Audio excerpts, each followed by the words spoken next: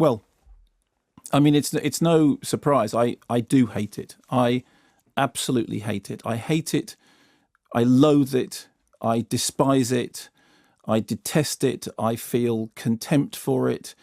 I just, everything about it rattles, every one of my cages. And there's a number of reasons, but let's begin with something that was said in that interview when you said to Jeremy Piven, you said, is it fair to say that this is how the women are portrayed? And he said, well, yeah, what you have to understand is it's a male fantasy. Well, firstly, that's not an excuse.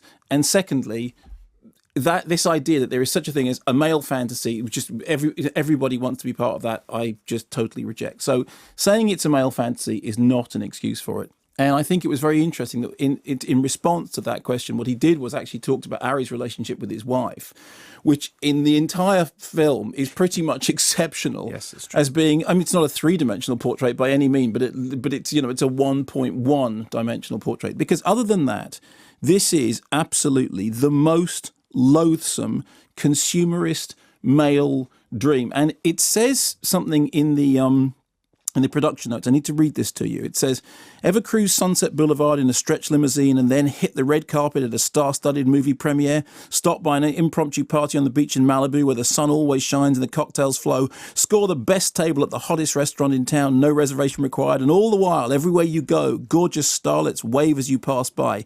It's everybody's fantasy to live the Hollywood dream. It's everybody's fantasy to live the Hollywood dream. Okay, well, let's get one thing clear. No, it isn't. It may be a select audience's fantasy to live the Hollywood dream, but in my case, I absolutely detest everything about the mindset that this film occupies. For one thing, you think at the beginning it's going to become, and I know some people say, well, Mark's not, not a fan of the TV show, and I've never followed the TV show, so therefore I don't have that kind of connection with the characters. That's fine. I'm happy to have no connection with them whatsoever.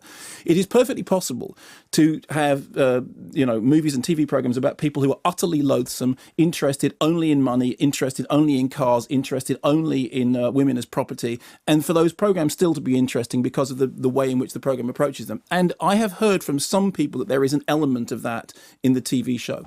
From the opening moment of this, in which we have an overhead shot of a yacht with a bunch of sort of young hotties dancing around while these guys do the guy stuff. 10 seconds into the film, I'm literally 10 seconds into the film, I leaned to James King and I broke the code of conduct. I whispered to him, I hate this film.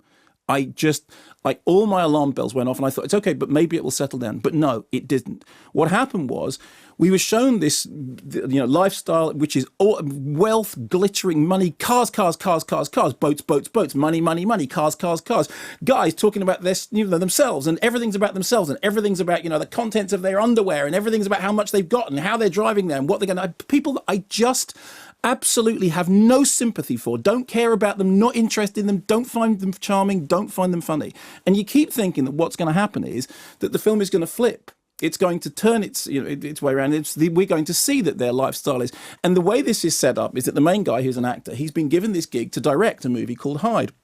And no one's seen anything of it, but he spent a bunch of money, and clearly the film's going to be a stiff. And at one point, we get to see some clips from it, and it's terrible. It's like one of those movies that Adam Ant used to make in the 1990s that went straight to video. I mean, and that's the joke. But then that isn't the joke, because it's not a stiff. Because actually, the guy who has got no discernible talent whatsoever has made something that is, in fact, brilliant.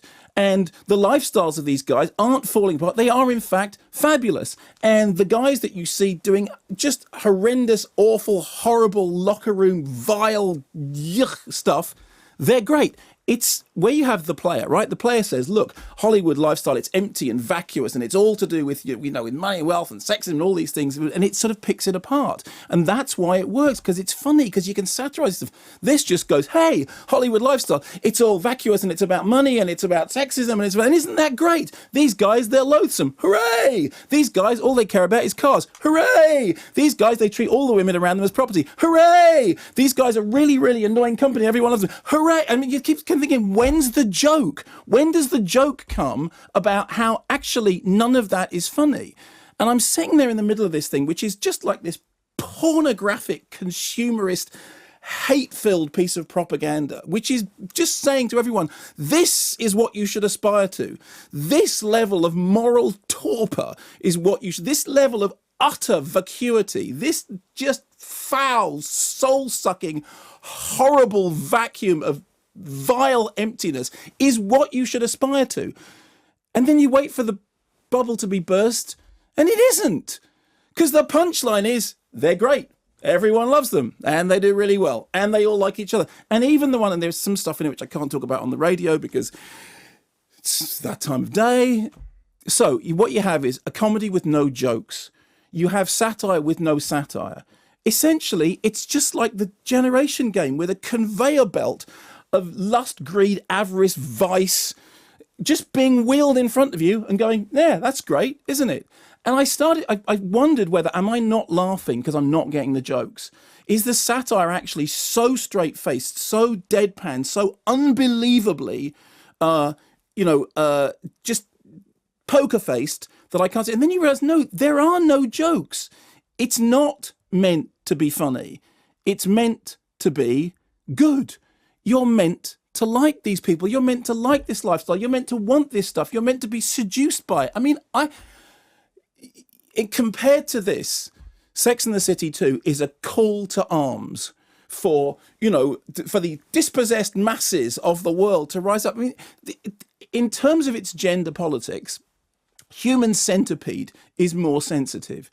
It is a film which not only has nothing other than the syrupy, corpulent, foul display of... I mean, the amount of shots of cars and bumpers and cars and bumpers and yachts and cars and bumpers.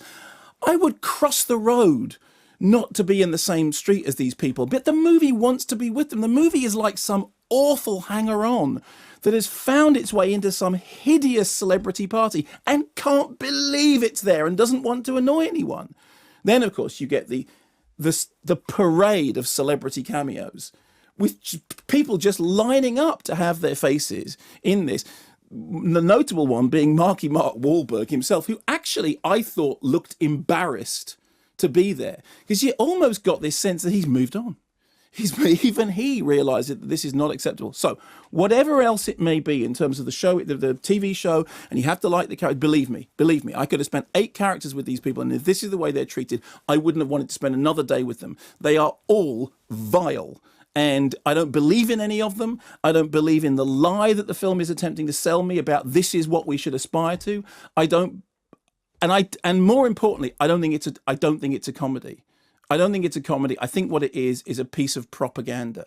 And I predict that it will be seen as such and rejected as such. I cannot remember, and I'm serious about this, I hate this more than I hate Sex and the City 2, and that's really going some.